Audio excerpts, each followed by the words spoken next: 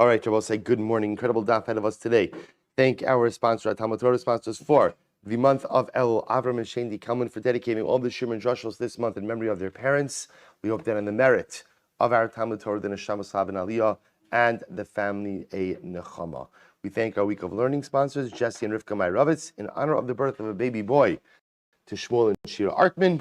We hope that the Artmans are Zocha, Bizmano, and the Gadol Torah, Ulachupa, Ulamaisim Tovim.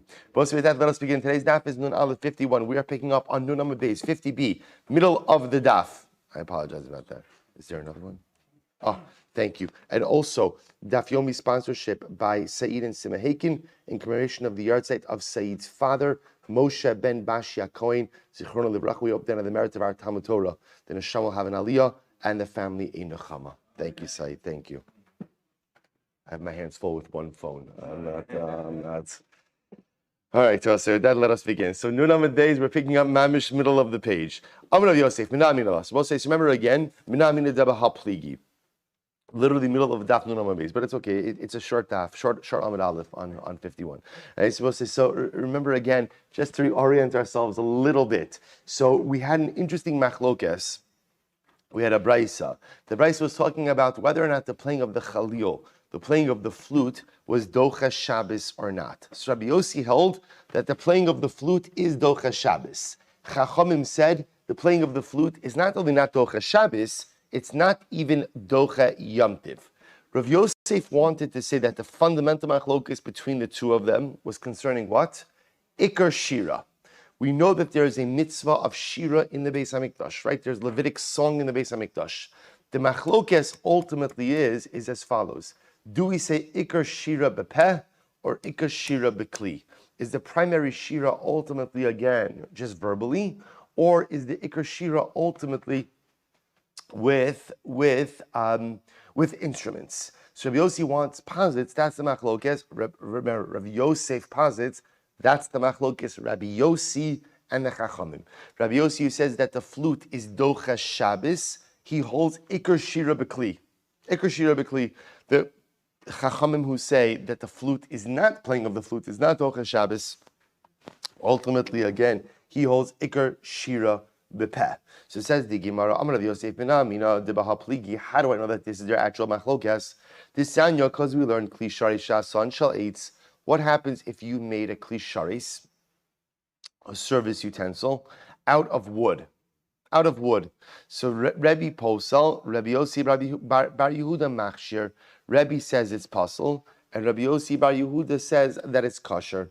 Says the Gemara, my lav b'hakamiflagi. What are they arguing about? They will say, now remember, the kli sharis in question is an instrument. Can you make an instrument out of wood or not? So my lav b'hakamiflagi, man demachshir, savar ikar shira b'kli. The one who says ultimately again that it's kosher, he'll hold that ikar shira b'kli. The Gemara says, "V'afinon me'abuva de Moshe." I will say this is fascinating. Rashi points this out over here. If you take a look at Rashi for just a moment, Rashi says, almost like right across in Rashi, "Man de machshir eitz the chol kli sharis." The opinion who holds that you can make any service utensil out of wood. Where does he learn that from? Savar ikar shira b'kli. He holds that ikar shira b'kli, primary shira, is done with an instrument. Therefore, instruments are considered to be a kli sharis. Right? So remember again, follow this train of thought. If you hold ikar shira b'kli, which means instruments are an indispensable part of the shira, that means that an instrument is a kli sharis, is a service utensil. Now watch this. Va'abuv haya b'mikdash mimos Moshe v'hu shel kana. Kedistan be'erichin. Supposed to listen to this. Apparently, they had a flute in the Beis HaMikdash from the times of Moshe Rabbeinu. The flute was made out of reeds. Now, if you hold Ikar Shira B'kli, and if you hold that, an instrument is a Kli Sharis, and you have an instrument that's made out of wood, that means what? Or made out of reeds, what wood we'll call it. Therefore, just like an instrument can be made out of wood, so to what? Any other kli sharis could be made from wood as well. Uman de pasel, the one who says ultimately again a kli sharis made of wood will be pasel, savar ikar shira bepeh. He will hold ultimately again, no, ikar shira bepeh, not bekli. And therefore, v'lo yalfinon me'abuva de Moshe. And therefore, ultimately, again, we will not learn out anything from the flute of Moshe Rabbeinu. So to which the Gemara says, lo, actually that's not the machlokes. Everyone agrees that instruments are an indispensable part of the shira, and therefore, again, that makes an instrument, by the way, a klisharis. So the Gemara says, "V'hacha." This is very interesting. Bedanin efshar mishei efshar kamiflagi. We'll say here the shaila is: do we learn out a possible case from an impossible case? Now, we'll say, now what does this mean? The Rashi points out over here, you can't really make a flute out of gold or silver. The Rashi points out they tried it, the sound wasn't the same. So you have to make a flute out of a reed. We'll call it out of eights. You have to make a flute out of eights. So the shaila now is, therefore, it's efshar.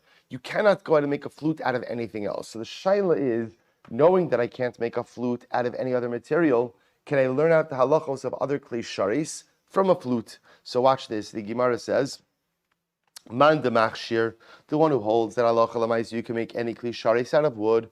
Savar danin efshar mishi efshar. He says you learn out possible situations from an impossible situation. In other words, we'll say it's only a flute that can't be made out of a precious metal. Everything else can be made out of a precious metal. But we say danin efshar mishi efshar. We learn the possible cases from the impossible cases. That if it's kosher to make a flute out of wood, you can make any other utensil out of wood as well. The Gemara says, "Man de pasul," the one who says it's pasul, he'll hold savar lo danin efshar mishi efshar. He holds we don't learn out the possible from the impossible. In other words, the reason a flute has to be out of wood is why?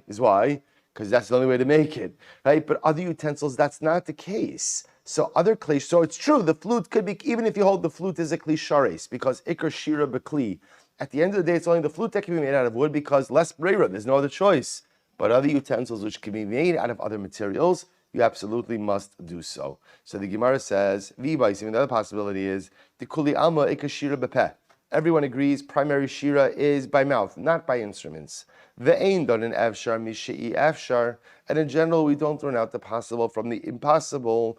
V'hacha b'meilif menorah b'klali uprateo b'riboy umiute kamiflagi. Bosi, what's the machlokes over here?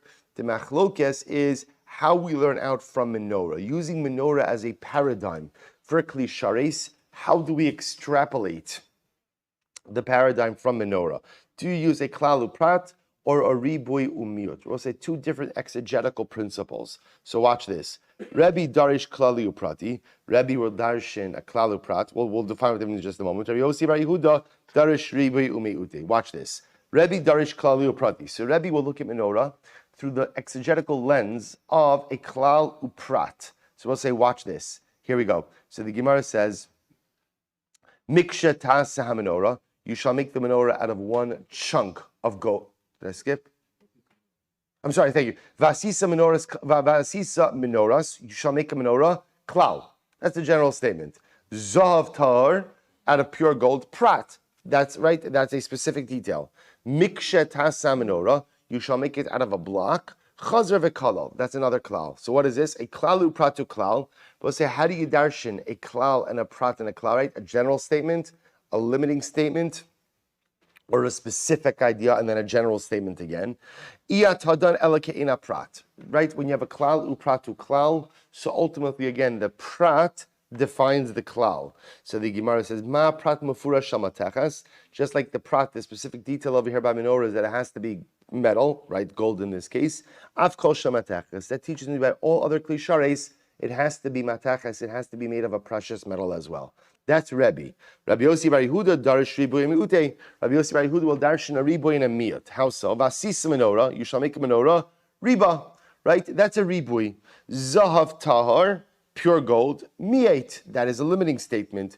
Miksha tasa menorah, you shall make it miksha. Again, they're breaking up the phrases the same way, a block. Chazav riba, that's an inclusive statement again. So we'll say you have a riba, riboy umiut a riboy, riba hakol. So in the exegetical of riboy, miut, riboy, so also remember again, klal upratu klal, the prat defines the klal. Riboy, miut, riboy, ultimately again, riba hakol, everything is included. My Rabbi, what does it come to include? Rabbi kol mili. It comes to include any type of material for use in the creation of a kli shares. Umay miet, what does it come to limit or exclude? Miet shel cheres. It does come to exclude one thing, which is earthenware. Although you can make a kli sharais out of any material, you cannot make it out of earthenware because that's considered to be just a lack of kavod for the utensil. Amar Papa says kitanoi top of Nun Aleph. In reality, this entire discussion is a machlokes tanoi. Now both say what entire discussion of ikar shira bepeh o bekli. Both say this is a fundamental machlokes. Right? I just want to point out what everybody agrees with. Everyone agrees that you need what? You need what? Shira. Right? Shira is an indispensable part of the karbanos, of the avoda, I should say.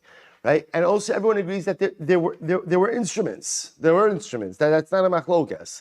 The shaila is, are the instruments an indispensable part of the shira or not? Or no, the instruments are an accompaniment, but they're not the ikar. That's the machlokes. So it says, Rose said, this is incredible. Disanyo, avdei kohanim hayu. Rose said, listen to this. Divrei Rabbi Meir. Meir says, who played the instruments in the Beis HaMikdash? Who were the musicians? So Rabbi Meir says it was the servants. Listen to this. The avodim kinanim. Right? The avodim kinanim, the servants of the kohanim, were the ones who went ahead and played the instruments. Right? Rabbi Yossi Omer, mishpachas beis hapagrim, u mishpachas beis tzifiria, u me'amum hayu, shayu masin l'kuhuna. Rabbi Yossi says, no, they were Yisraelim. They weren't avodim. They were Yisraelim, and again, these were the specific families, the families of Beis HaPagrim, right? Or I should say the Tzifiria family, and they were from the city of Amaum. And ultimately, again, they had good yichus, and they were able to marry into the kahuna. But out, according to Rabbi Yossi, they were Yisraelim. So according to Rabbi Meir, they were Avadim. According to Rabbi Yossi, they were Yisraelim. Tignus Omer Levim Hayu. Rabbi Chanina ben Tignus says, no, the people who played the instruments were Leviim. So the Gemara says, so what's machlokes? So the Gemara says, so I'll say, this is actually a pretty amazing machlokes. You have Rabbi Meir saying it was Avraham who played the instruments. You have Rabbi Yossi saying it was Yisraelim, but Yisraelim miyuchasin, right? Yisraelim with a good pedigree, right? The solid yichus. And Rabbi Chanina ben Antigonus who's saying it was Leviim. What are they arguing about?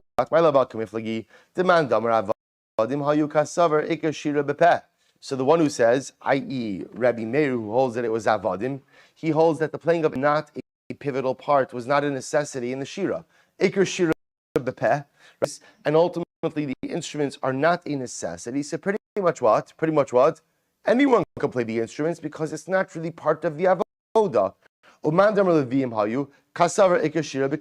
The opinion, Rabbi Chanina ben Antigonus, who says it was Leviim, he holds that no, Ikar Shira B'Kli, that the primary Shira does take place with an instrument, and therefore it had to be Leviim. Okay, the Gemara says, well, V'tizbara, Rabbi Yossi Ma'akasar. We'll say, what about Rabbi Yossi? Rabbi Yossi was the opinion who said that Halacha L'maisa, they were Yisraelim miyuchasim, right? They were Yisraelim, but with a solid pedigree. What does he hold? What does he hold? If he holds that Ikar Shira Bepeh, you don't need instruments at all, then you don't need Yisraelim miyuchas Vadim. Ikar Shira B'Kli, Leviim in Yisraelim lo. But if you hold Ikar Shira B'Kli that you do need, then what? You need Leviim. So what does Rabbi Yossi hold when he says that it was Yisraelim who played the instruments? The Alma Ikar Shira B'Peh. Rather, both say the Gemara says no. Conclusion: everyone agrees that Ikar Shira B'Peh. That ultimately, again, the primary Shira was just sung by mouth. Right? You do not need instruments. Ubahakam Iflagi. So what are they arguing about? The Gemara says the Mar Savar Hachi Havamaisa. Umar Savar Hachi Havamaisa. Both you know what they're arguing about? They're arguing about the Metzias. What happened? What happened in the Beis HaMikdash? That's the just arguing. Gemara says, okay, Lamai Nafkamina, but if that's the case, who cares? In other words, if you're settling on the fact that Ikar Shira B'Peh, right? Primary Shira is done by mouth. You don't need instruments, which means what? It doesn't actually matter what? Doesn't matter what? Who plays. So if that's the case, what are they arguing about? Well, they're arguing about what happened. Like historically, what happened? Well, who cares historically what? In other words, for our purposes, it doesn't matter. To which the Gemara says, I'll tell you why it matters. So I will say what matters is as follows. What matters is halacha l'maisa, Do we elevate someone from the duchan? Ultimately, again, to yuchsin duchan refers to the steps. You know what? I realized I didn't send it out. I'm going to send you a picture of mikdash. Actually, I'm going to do it afterwards. So the duchan, maybe if you have a picture of the Beis Hamikdash available. So it's your screensaver, no? So what I'll just mention is as follows. Remember again, when you walk into the Ezra, you walk into what we'll call the Ezras Nashim, the courtyard of the Beis Hamikdash. Steps go into Shar Nikanor, and then a series of steps down. The Shira was sung. Now, on the Shar Nikanor was that gate that took you from what we call the Azara Ezras Nashim into Ezras Yisrael, and then ultimately again the Kodesh. Ezras Yisrael was on the other side of Shar Nikanor. It was right there. There was a platform there from where the Leviim would sing the Shira. The over here is, if we see someone standing on that platform, could we assume that that's like a stempel, that is a seal of approval, a stamp on their yichus, and potentially even certifying the fact that they are part of Shevet Levi? So watch this, the Gemara says, Man damar avadim hayu kas yuchon liyuchsin v'lo l'maiser. So the first opinion, i.e. Rabbi Meir, held that the musicians were even avadim, the musicians were avadim. He holds that just because someone is on the platform, that's why we call birchas kohen, we call it duchening. We call it duchening, right? Because historically, what would happen is the Kohanim would stand on the platform. Everybody, the Leviim would stand on the platform and they would bless Klal Yisrael. That's why it's called duchening. The duchan. Duchening doesn't mean blessing. Duchening means a platform. Duchan means a platform. So Rabbi Meir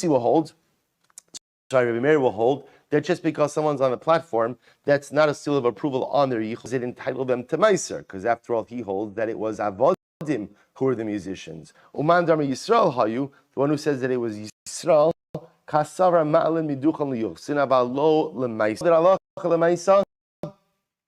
If someone's on the Duchan, that's a good seal of approval on their genealogy, but will not entitle Uman Dharma Leviim Hayu. But the last man, Chanina ben Antigonus, who says that it was Leviim who were playing the instruments, Kasavra Ma'alin Miduchan Ben Liyuchsin Ben Lemaiser. He holds that Allah Duchan, that means that's a seal of approval, both on your yichus as well as your membership in Shevet Levi. Incredible. Rabbi Yirmiyah bar Abba says as follows: the machlokes about whether or not the Chalil is docha Shabbos. So again, we still have this general outline discussion, which we will get resolution on, about not ikar shira bepeh, ikar shira bekli. This is a very, very, very important yesod, which we will in Meretz Hashem discuss. So, right, what is primary shira? Does it require ultimately, again, only by mouth, or does it require instruments as well? That's still an outstanding machlok. Rabbi Bar Abba is now going back. Rabbi Bar Abba says, by the way, the machlokis that we saw before between Rabbi Yossi and the Chachamim about whether or not the Chalil, the playing of the flute, is docha Shabbos or not, the Gemara says, Rabbi Yirmiyah suggests that's only machlokis by the shir shel sho'eva. By ultimately, again, the playing of the flute by the Simchas Beis Shar. This is going to become a little bit clearer in the next Mishnah. That essentially there's the playing of instruments by the avoda, right, accompanying sacrificial service, and then there's the playing of the flute by the Simchas Beis Shoeva. This playing of the flute by Simchas Beis Shoeva was not avoda. It was just there to amplify the simcha of the drawing of the water. So the Chalil, the flute, really appears in two different contexts. It appears in a Simchas Beis Shoeva context. Rabbi Yirmiyah wants to suggest the machlokes about whether or not the flute is docha Shabbos is in the flute of the Beis Shoeva. Rabbi Yossi, Rabbi Yossi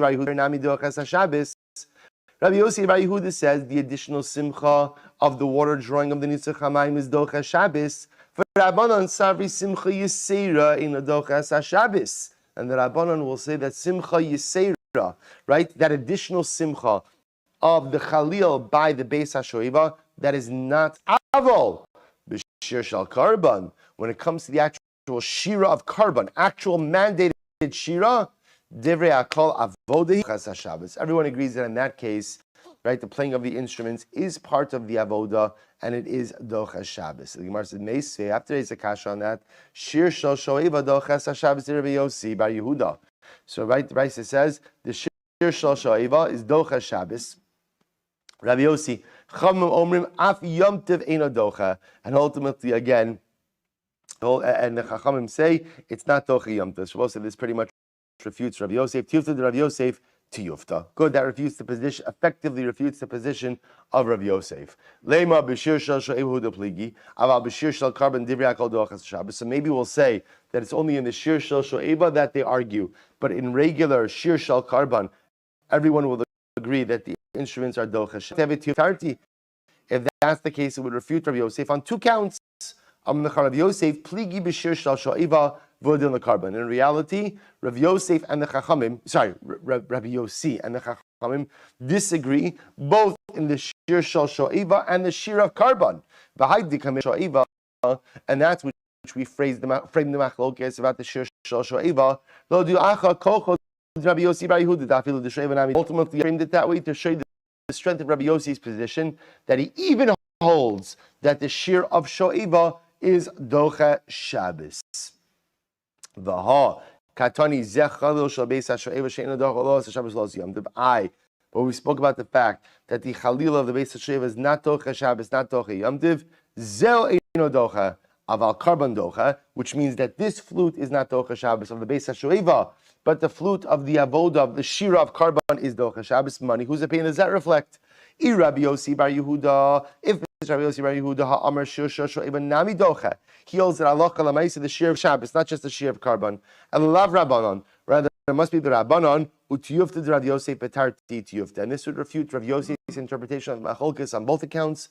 And indeed, this is a refutation. My taima demand amar ikar shir b'kli. So we'll say. So remember again. So now that there's two machloksim over here. There's the ikar shir b'kli, and then ultimately again there's when are instruments docha Shabbos and Yom Tiv. Is it just by avoda or is it even by beis hashoeva? So now the Gemara kind of dal says, my time of demand ikar shir b'kli.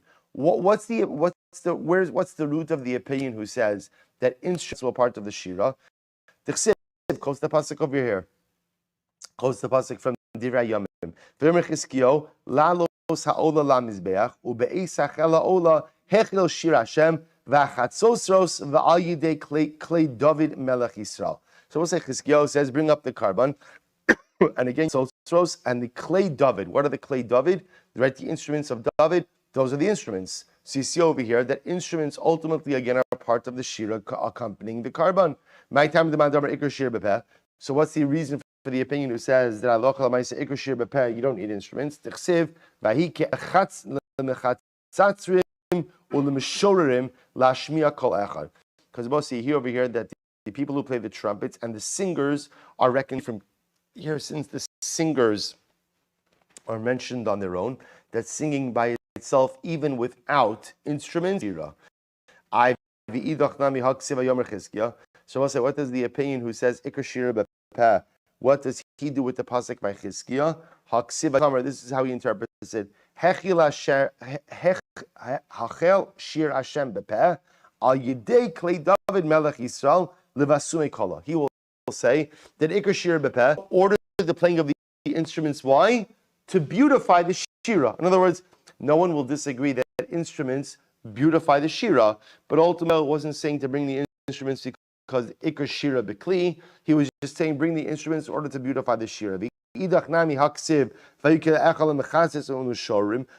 does the opinion who says that ikar shira b'kli? What does he do with the pasuk that seems to be Mishorerim, the singers are reckoned on their own. This is what it means to say Mishorerim dumya demechatzatzrim. Ultimately, again, singers like people who play the trumpet. Mechatzatzrim b'kli, just like the trumpet players use a kli. So too, ultimately, the singers must be accompanied by a kli as well. So we'll say, how do we have the halacha to do over here, which we don't really have time for, but what I do want to resolve is as follows. So how do we paskin? Right? Don't worry, by the way, we are right on schedule. I just want to we are fine. Right? So let's say, how do we paskin halacha l'maisa? So the Rambam paskins in in Hilchos Beis Hamikdash, Hilchos Beis Bechira, see Paskins, this is in Parag Gimel Halacha Gimel. The Rambam Paskins, Ve'ein Omrim Shira Ela Bepeh, below Kli, She'ikar Hashira Shi Avodasam Bepeh. The Rambam Paskins, Ikar Shira Bepeh. Ikar Shira, that's how he passed Halacha Lamaisa, that the Ikar Shira was done by mouth. Now again, I want to point out, everybody agrees there were instruments there, but Ikar Shira Bepeh. And interesting, the Rambam writes, "Va'acherim hayu omdim sham umenagdim klei shir." Other people were there who played instruments. Now, what does it mean when he says other people? What does it mean other people? Other people means, Rabbi say, you don't need the orchestra to be what? To be what? To be Levium.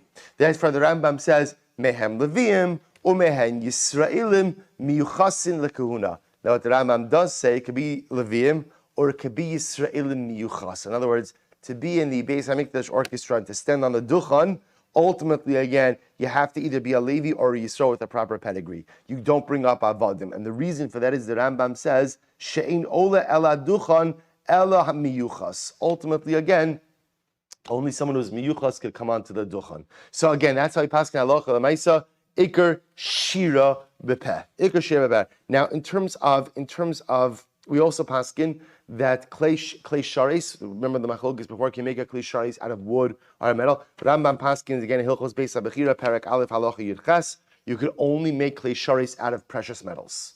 Klei sharis cannot be made of wood. What about the flute? What about the flute? The abuva Moshe. That's Yev Shar. That is what it is. Other halacha, but let's go a little bit weiter first in the Gemara. Bosei Mishnah. Bosei, we are about to begin. I don't even know how to describe it. It's just probably one of the most beautiful sugyas in the Gemara. Look at this. Here we go. Mishnah. Mishla ra simchas beis hashrevel ra simcha miyamav. Well, so really just coming attractions. In Miras Hashem, we're going to have the siyum for Sukkis, for Sukkah, Miras Hashem over Sukkis. Right? We'll make a little shir simchas beis hashoeva, and we'll chazer this piece together as part of our siyum in Miras Hashem. So Mishal ra simchas beis hashoeva ra simcha miyamav. Someone who did not see the simchas beis hashoeva. Remember, we learned in the last Mishnah, what is the simchas beis hashoeva? It was the celebration that centered around the drawing of the water. Remember again, where do they draw the water from? We spoke about this. The Shiloach, right? The Shiloach spring, which is a spring in Yerushalayim. They right outside the Beis Hamikdash. They went ahead and, I will say, again, I mentioned this before, when you go like on the Ir David tour and you go in the tunnels, the water tunnels, that water is from the Shiloach spring. So they would go ahead, so there was a whole celebration around the drawing of the water. So anyone who did not see Simchas Beis HaShoeva never saw Simcha in his life. So we'll say, Yardu le'ezras nashim, they went to the women's courtyard. And I will say, now, where the Beis Hamikdash is there a women's courtyard? We'll see what we call the Azara, which is the primary courtyard that you walk into when you walk into the Beis Hamikdash. They called that the Ezras Nashim, right? The women's section. It wasn't the whole thing, wasn't the women's section. We'll see what happened there. They make an important enactment. We'll see exactly what they did over there. Menorah shalzav hayusham. There were golden menorahs. That I will say, now really, what if you could imagine this? If you can imagine, it's almost like a street lamp we're going to see with 4 huge bulbs. And each of those bulbs were filled with olive oil. The Gemara said, "Menorah shal zav hayusham va'arbas falim shal zav barashem." Each of the poles had 4 receptacles for olive oil. Va'arba sulamas necholach. They were high up, so in order to reach each bowl, you had to climb a ladder. Va'achad. So the Gemara says, "Lecholach va'achad va'arba yeladim mafrichei kuna." And remember again, there was one mepirchei kuna. There was one child, right? By the way, we write a lot of avoda for the children to do, right? They're cleaning up the grape residue, right? A couple of days ago now, Baruch Hashem, they're filling. So, right, the children, the young Kohanim they would have one Kohen assigned to each. I don't know what the right word is. I'll call it bowl, receptacle. But you have the image. I don't know. I looked for a picture, Maishi, on the Daf. I couldn't find one. But I don't know if my Gemara didn't have a picture either. But it's pretty easy to visualize. It's just a pole, if you could imagine again, with 4 large receptacles. So you had a ladder leading up to each receptacle. One young Kohen would be assigned to each receptacle. Ubiyadem kadim shlameh ve'esrim lug. And they each had a jug of oil. Now, each jug wasn't 120 lug. In other words, it was 120 lug per lamp post, so to speak, right? So in other words, 30 lug per receptacle. Shematil l'chol safal v'safal. Mivloi michse kohanim u'meimnehem mehen hayu mafkiin u'bahen hayu madlikin. So we'll say, what would they use for wicks? They would use the worn out clothing of the kohanim, right, and the worn out belts. So they would make wicks out of the worn out clothing. Quite beautiful. So listen to how beautiful this is. The light was so strong in the Beis Hamikdash that there wasn't a home in Yerushalayim that wasn't illuminated by the light of the Beis Hamikdash. So I'll say, take a look at Rashi for just a moment. Shelo haisa me'ira ma'ar Beis HaShoeva lefi shamenoros gevoim chamishim ama v'harabayis gavoa v'ora zorachas b'chol ha'ir. So we'll say, do you understand how beautiful this is? He says, v'kosel mizrachi shulusov ezras nashim hayanamoch. See, I will say, remember, the lampposts were tall. The Beis Hamikdash was situated on top of a mountain. The eastern wall was lower. So therefore, again, can you imagine just that scene? Can you imagine just looking at that, right? You're in Yerushalayim, you look towards the Makom HaMikdash, and what do you see? You just see like one bastion of radiant light. Imagine that the light of the Beis Hamikdash. Can you imagine the light of the Beis Hamikdash filling all of Yerushalayim and being able to look at that at night? Remember, again, this is happening at night. So literally, again, the entire night is illuminated by the Beis Hamikdash. There wasn't a home in Yerushalayim that wasn't illuminated from the Ar Beis HaShoeva. Chasid v'anshe Maisa. So the Chasidim, right, the pious ones, Anshe Maisa, we'll see who these people are. Hayu meraktin bifneihem. They would dance in front of the general populace. So we will see everybody was assembled. Everybody was there. So who was providing entertainment? It was the Gedolei Hadar, right? It was the Gedolei Hadar. We'll see who were dancing in front of the populace. Ba'avukos shel ar shebiyadehen. And what were they doing? This is amazing. They were juggling fire. Now, I feel like I juggle fire every day also, but that's different issues. Right? Let's say they were literally juggling fire in front of the populace. And they were singing in front of them beautiful songs and praise to HaKadosh Baruch Hu. And the Levim are playing all kinds of instruments. I will say, the Levim are playing instruments, more instruments than you could even count. And remember again, they were playing the instruments on the 15 steps, right, that led essentially from Sharnik.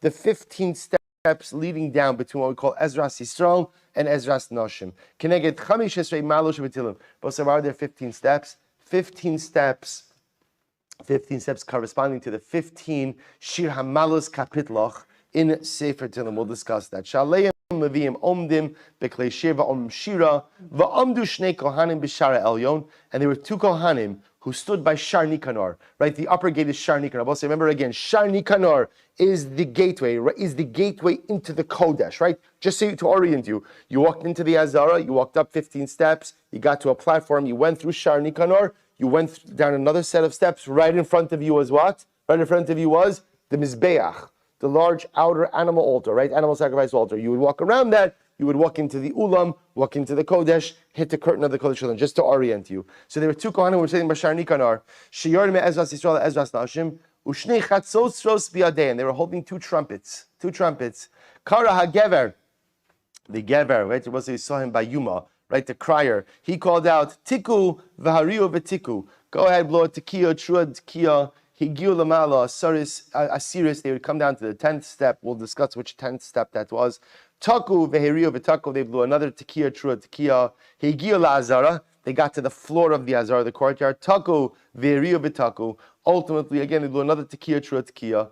Hayu tokin v'holchin ad shemagia l'shar hayotzi mimizrach. So we'll say, do you understand like what's happening over here, right? The Levim are playing instruments beyond count, right? The Chasidim and Anshe Meiser are juggling fire and singing shiros and tishbachos.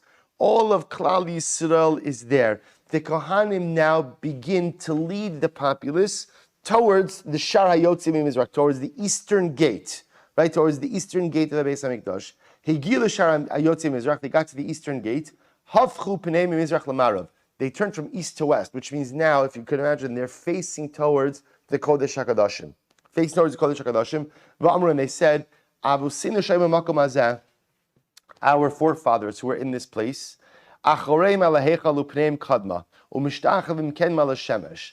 Rashi points out that during the end of the Second Temple era, people were very steeped in sun worship. So they were saying, our ancestors unfortunately turned their back on you, HaKadosh Baruch Hu, turned their back on the Beis HaMikdash and faced the sun in order to worship the sun. Va'anu leka einenu. But us, HaKadosh Baruch Hu, our eyes are to you.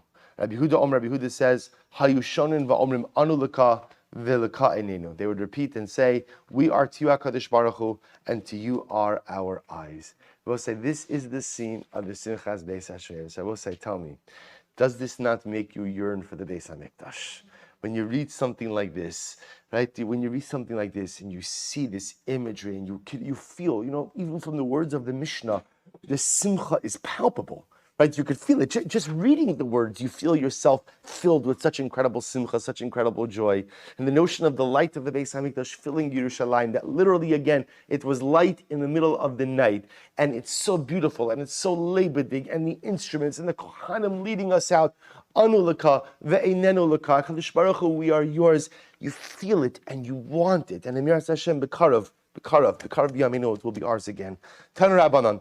What says in the beautiful Gemara? Mishalo ra simchas beis hashoeva, lo ra simcha miyamav. So beautiful. We're going to discuss this more, but the Brisa says, whoever did not see the simchas beis hashoeva never saw simcha.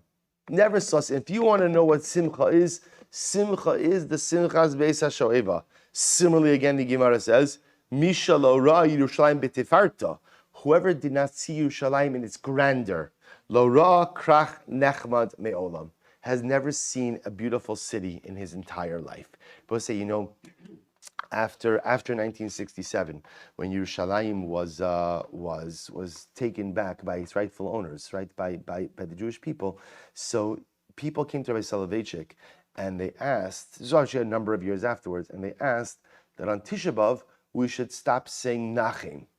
Right? In Nachem, we speak about Yerushalayim, we call it the Ir HaBezuya, Shomema Mikol Banav, right? It's not, right? First of all, this was not 1967, this was a number of years later.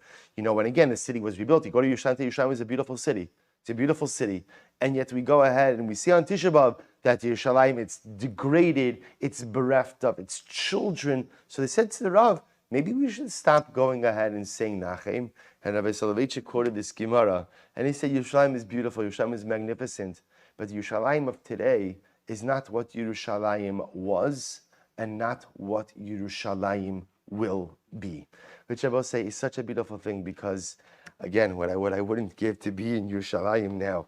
But, when we get there again, we're often overwhelmed by the beauty of Yerushalayim.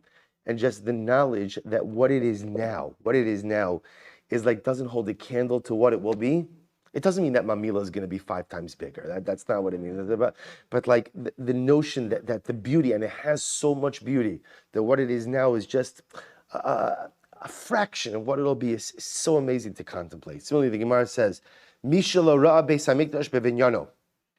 Someone who did not see a built Beis HaMikdash. The Beis HaMikdash, when it was built, this is beautiful. Lo ra binyan mafur me'olam, has never seen a beautiful building.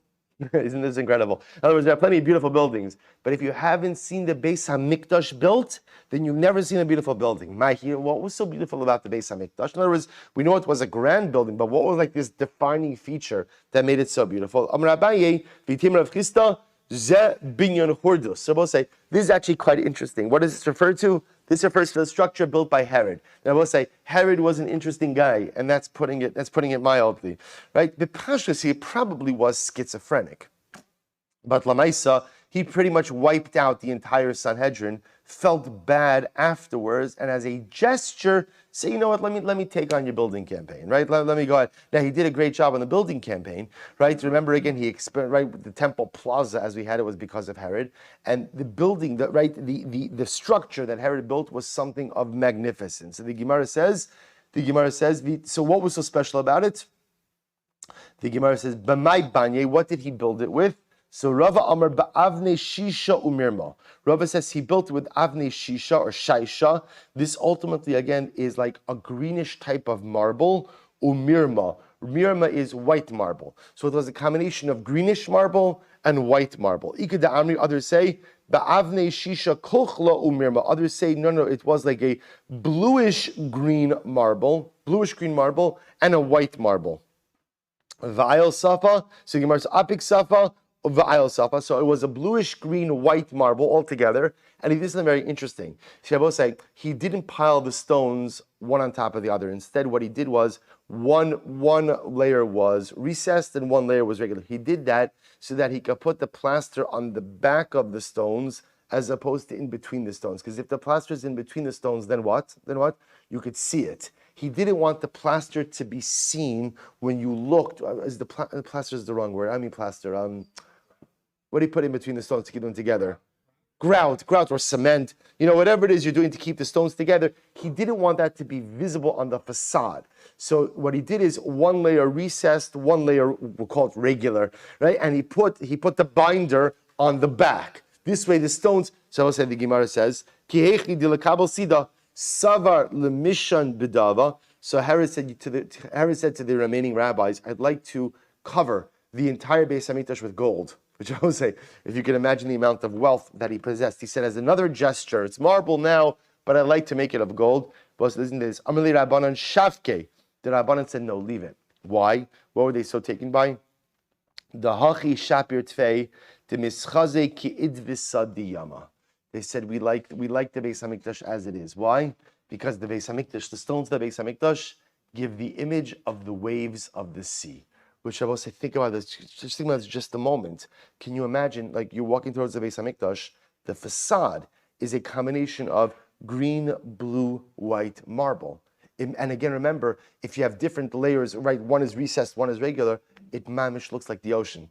It looks like the waves of the sea. Now, there's a beautiful piece in the Zohar about this Idvis Sadiyama. We mamish don't have time for it, but I owe it to you. But this is what Chazal, they wanted the Beis Hamikdash to look like the ocean. So therefore, the Gemara says, if you have not seen the Beis Hamikdash, you've never seen a truly beautiful structure. Tanya, Rabbi Yehuda Omer, Mishal Ra, Diuflustun Shal Alexandria Shal Mitzrayim, Lo Ra Bichvodon Shal Yisrael. What's another interesting Gemara here? Well, let's begin this. Whoever did not see the Diuflustun of Alexandria, this is Alexandria, Egypt. They will say, what's Diuflustun? So we'll see ultimately, again, Rashi says over here, Lashon Yavanis, Dioshnayim Pal Lashon Sarim, Kimo Metropolin, Kimo Diuflustun Miromi Tanis.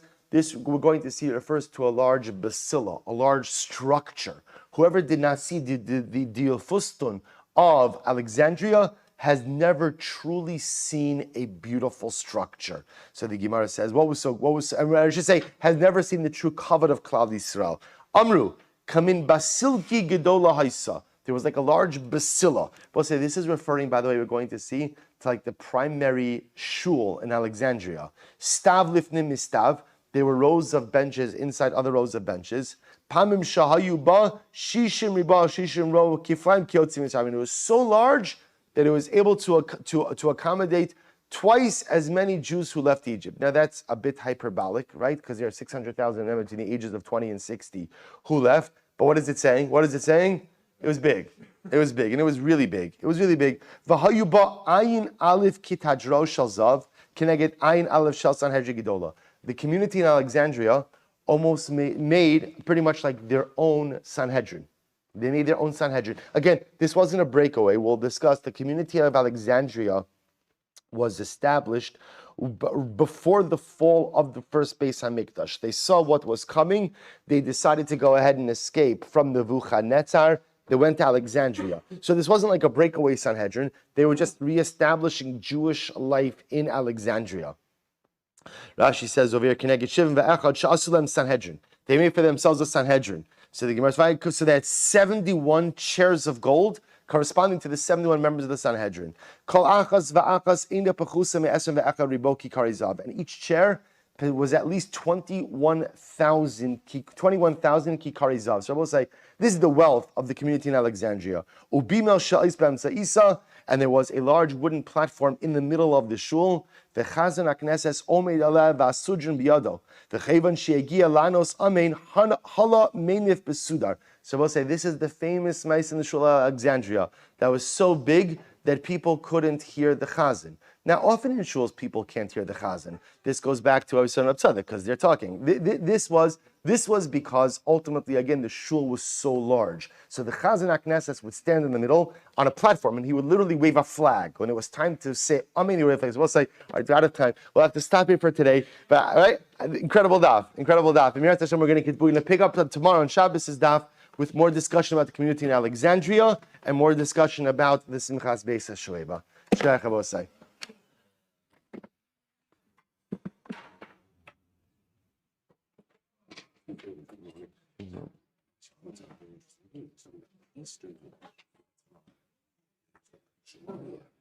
Right. Right over on the eastern side. Absolutely right. Eastern Yerushalayim. Correct. Correct. Which seems to be the primary part where people lived. Which, if you look at that, just that. It doesn't even have an neighborhood. It's so long.